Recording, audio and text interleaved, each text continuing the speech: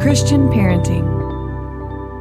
Warning, today's episode is a controversial topic. It is something that is ingrained in us, and we're going to kind of pull back some of the layers, and it's something that kind of made me think differently about education when I first encountered this. So we have been told that learning styles, we have to find our child's learning style, and it's been mainstream for so many decades. However, there is empirical evidence out that says that it is what is considered a neuro myth. So, what do you think? Are learning styles dead for homeschoolers? Let's get into it now. Welcome to Little by Little Homeschool podcast. I am Leigh and I am so blessed that you are here. In this podcast and in this episode today, I like to encourage you to really think and to be intentional about your homeschool, not to always hold so tightly to the way that we think things should be or the way that we've been taught that things are and how kids can learn, like in today's episode. I want you to constantly be learning as well as your children that you're home educating, because education doesn't end when we get that high school diploma or we finally finish that last 180 days of our child's homeschool education. So let's get into today's episode, and I'd be curious to hear what you have to say. So after this episode, feel free to send me an email, or even better yet, I'd love it if you would leave a review for the podcast. And that way other homeschool moms or potential homeschool moms can find it as well. Let's start off with laying the groundwork, the framework for learning styles. There's actually an acronym for it. It's VARK, V-A-R-K. And that stands for the different learning styles that apparently there's more than just four, but these are the four main ones. So V for visual, A for auditory, R for reading and writing, and K for kinesthetic. So you probably can figure out the visual. It is seeing things, kids learning, or anybody. We're going to focus on kids because we're homeschooling our children. So our children learning well by seeing things, whether it's maybe video or it's photographs or being somewhere and just seeing an actual thing happening. Auditory is, we think of our ears. So that would be hearing the information. Then they absorb it better. Reading and writing would be from them actually reading the material or from them writing the material. And kinesthetic leans towards hands-on and actually practical and doing things and manipulating things in order to learn. Now let's stop and think about you and your own life experience. Would you say that you fall into one of those four camps for everything that you want to learn? Probably not. So when I'm going to be sharing this information, think about that. You might learn really well some types of information visually. You might learn it better from an auditory hearing it. You might hear better if you are the person that is reading the book, and you might learn better just actually doing the thing. Or you might say, you know what? I took up a new hobby, and if I do all of those things, it really solidifies and I learn a lot. So really think about you and your own experience. Your brain is just many years ahead of your children, but a lot of the same things still work for them and that have worked for you. And so it still kind of works the same type of way. And so if you can benefit from all of those different types of learning styles, those four main ones, then maybe your kids can too. Now, when I heard this first, I'm not quite sure how long ago it was, maybe a year or so ago, and somebody suggested that learning styles are dead. They are basically something that was, well, as I mentioned earlier, a neuromyth. It is something that has been proven that isn't actually a thing. I kind of pushed back in my head. I didn't say it out loud. I just pushed back in my head. And I was like, well, that's because you really, really focus, this person that I had heard it from. I was like, you focus so much on your homeschool in a kinesthetic manner. And so therefore, of course, you're going to say, and all your kids, you homeschool them with that being the main thing. So of course, you don't want to say, well, there could be other ways, and you're just trying to push your certain preference or style of homeschooling, which was very silly of me to think that. But I decided, you know what? I'm going to do a little bit of research. And so I have done some research. I've done some more research since then. And I decided, okay, this is the time. We're going to put this episode out. It's been on my list of topics for a while. But let's just start here and say, when it comes to learning styles, and people will say, well, learning styles are dead. And if you don't do any more research, you just read that headline, then you're going to throw out the baby with the bathwater. And let's not do that. Let's not just say, well, those are dead. We don't even care about those. No, those are kind of important because it's good to know how we can teach our kids, how we can teach them in maybe a holistic type of manner. Spoiler alert when we get to the end here. So let me start off here with saying a couple of disclaimers. Now, your homeschool child may have some preferences for how they learn, and that is fine.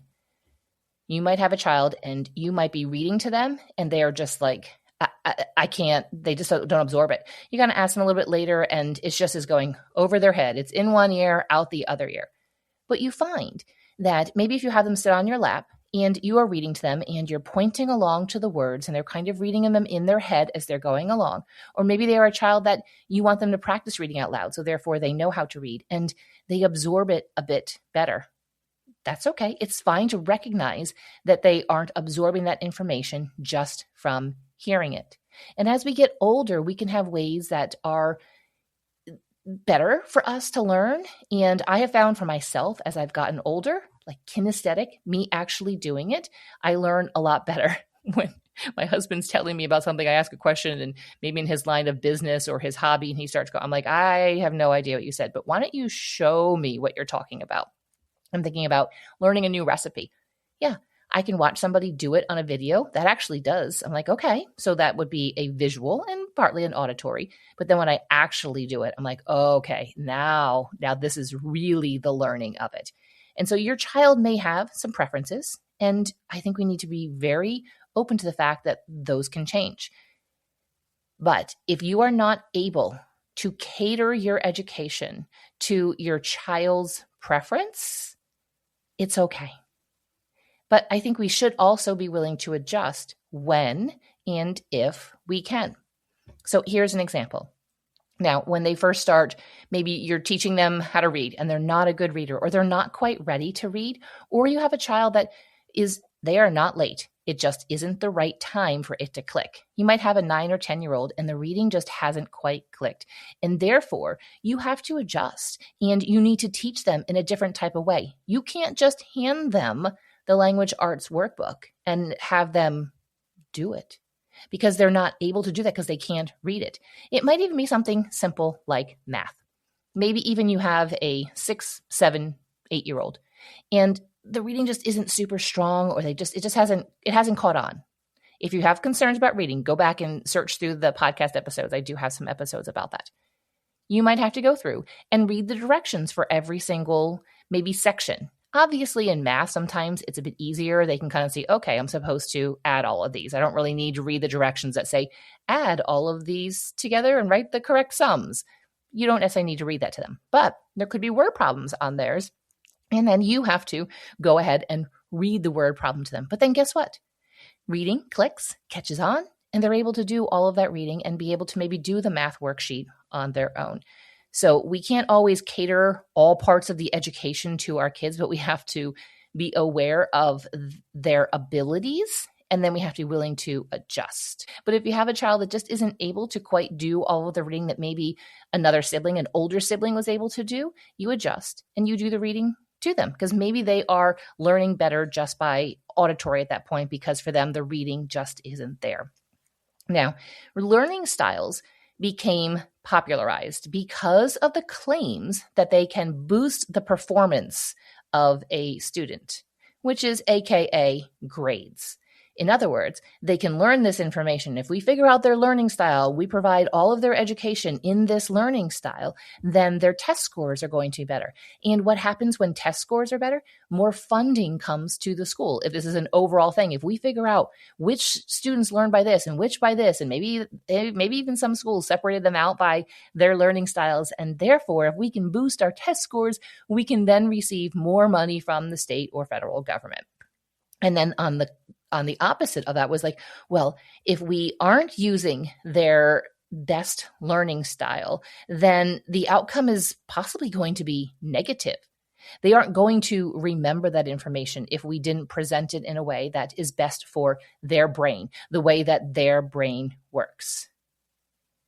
And so that's why it became popularized. And then and then we continue on with other forms of education and leading to homeschooling, and we'll say, oh, well, of course, this is what they're doing in schools, and obviously this works here in homeschool too. And I'm saying that, again, by the time we get to the end, as you can see, I don't think that we should completely avoid it. We should completely write it off. I don't think, because I think we need to be very careful not to become too extreme. We can do that in various areas where there's just a pendulum swing. And think of even just parenting, like really strict parenting. Everybody is, it's popularized and it's really, really great. And then we can swing in the next generation to the other side where it's just like parents are completely hands off. And I think that in most everything, somewhere in the middle is a good place to land, or somewhere maybe to the side of the middle, whether that's to the right side of the middle or the left side of the middle, but not necessarily a pendulum swing. So we have to be really careful that when we say, well, if there's no learning styles and we're just going to completely ignore all of those and we're just going to swing the opposite way and just disregard any type of research or any type of information when it comes to how we can present information to our children, so that they don't just learn it to regurgitate it for a test, but that they actually absorb it and then they apply that information to other aspects of their life. And then we also have to be careful that we don't insist upon one style of education or learning, one of these four that is best for all. And we could say, because oftentimes we could say, well, this works really well for me, therefore this should work for everybody, and even within your family. So be careful not to become too extreme in that pendulum thing, and then also be careful not to insist that there has to be one style and that it is best for all, which I alluded to in the beginning with my story of just feeling like this person was pushing because they have a specific learning style of how they present information to their children. So therefore that would be the best for all. So be careful. Don't do what I did. So what can you do in light of possibly, well, I don't quite know if this is quite right now. I want to encourage you to do your own research. There's a lot of information out there. I do want to read to you from just a paragraph or two here from, this is the University of Michigan. And it says, to best understand why learning styles are problematic, it is important to clearly define learning styles. The idea of learning styles is that there are stable, consistent methods that individuals take in, organize, process, and remember information. And by teaching those methods, students learn better. Can you see school in that? How you have to take in, you got to organize it, process, and then remember that information. Because goodness, what if you forget the names of all the generals from one specific war and all the battles and all the dates? Whatever will you do? Guess what? You'll move on with life. And if you need that information, you can find it online or in a book. So the article goes on to say, one popular concept in learning styles posits that the modality of information is critical, that a visual learner learns best by seeing versus an auditory learner who learns best by having things spoken or described to them. Learning style theory would suggest that by using visual aids, a visual learner will organize and retain information better than, say, an auditory learner. The implication is that matching modality information to the modality of learning style is critical to student success. Well, studies are showing that it doesn't. And you do not have to measure success by how well they do on a standardized test or even subject tests. So therefore, you can do what you want in your homeschool. So what can you do with this information? First, go ahead and do your own research. Do your own study on your own. Maybe I'm not completely right. Maybe these studies that I have come across aren't completely right, but I don't think we should, just because it goes against what we have been taught. And as homeschoolers, we're like, oh, we should be open to learning new things. And I'm going to give you a little bit of freedom here. I want you to study your child, and I want you to meet them where they are at, and then provide what you can as far as resources and time that is within your budget of resources, with the money that you have, and also with the time budget that you have. Because sometimes there can be learning styles. You might say, well, my child learns really best by this one learning style. I have to present all subjects in this one learning style, and it's so expensive or it's so time consuming. And we have other children, and I'm feeling I'm neglecting them, and the relationships are being sacrificed, and my home is being sacrificed. No, that is not the solution at all. So I hope that this information today, actually the goal is to provide you with a little bit of freedom, take a little bit of stress off of your shoulders. Don't feel like you have to stay in one style for everyone and say, oh, everybody within my family has to learn in this one style, or even that you have to always present a specific subject in one style. I think that it's good to learn that we can teach our kids and they can learn in different types of styles. Now, we think typically, so let's say math. Math is typically, you're providing information auditory, like, they're hearing it, you're verbally saying it, you're giving a lesson, and then they're actually sitting there and working through a workbook. Well, it's possible to do it that it's completely different. Your kids could be not ever writing it down in a workbook. You could have them outside writing it in mud or using manipulatives completely. And I think we should be open to that, but also open to the fact that things can change. And our kids, again, like I said, you might have a child that can't really read very well, so it's hard for them to do other subjects. And so it's best maybe for you to read to them, or for them to watch science videos because they can't necessarily read the book. Or you just say to yourself, you know what, I've done so much reading. Science is going to be through videos. Hey, enter Wildcrats. My kids learned so much science. I think most of the science that they remember is from Wildcrats, and then actually going and doing it and being outside in the world and learning science that way. I just hope that just introducing this idea to you today, that it has given you some freedom and some enjoyment of educating your kids, and hopefully really to take some of the pressure and some of the stress when we're trying to figure out I've spoken to countless moms, and I've felt like it myself too. What is this child's learning style? I have to figure out their learning style, and I have to then find a resource that will meet their learning style. I think, what if we did different subjects with different styles, and we actually even did a subject with different styles? So think of like science.